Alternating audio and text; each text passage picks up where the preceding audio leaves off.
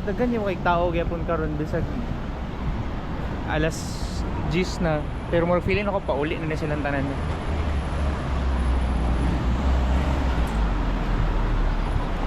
Cool ba kaya tong lugar ba kay nasa sulod sa kwan?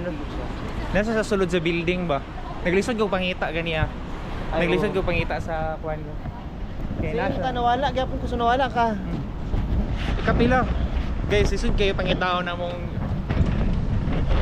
hotel kay nasa sa tunga-tunga ba?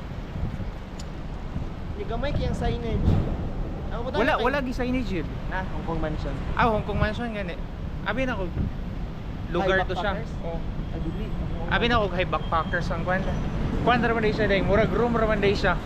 Mura siya nag-rent lang sila dito rooms ba. Murag condo type bitaw nga na ang style. So wala, asa mo to bro? Mo dani. Sa may tip mo, tip number 1. Magtulog basa-basa. Si Elil, wala siya nagbasa-basa. Diyan ako siya tanawon ng monitor. Bakit ka nag-monitor sa bus, no? Ha? Wala. Itong Japanese. Balik. Balik na rin to. Wala siya tanong sa monitor, guys. Pag tanawon niya mong monitor, mo ingon na to ang ibutang na to nga sa munong ang bus. Sa nga station, si Kwan. Bitaw. Abi man ang mali na ko kabalo ka joker kayo kay giawa ang giawat na ko nga bus nga sakyan kay katong sa YouTube sa vlog yang gisakyan kay katong nga bus ako po dito po ko sa iya bugo pigi ko na abi ro isa ra ka sakyan nga bus ba paingon dari kay Hong Kong ya pangalan pag yun sa destination pag yun ako Honghang pag yun so abi na ko dari na gyud dili man day Dili laylay siya, guys. lahi man day Wala po siya ka ng pataga po veliner.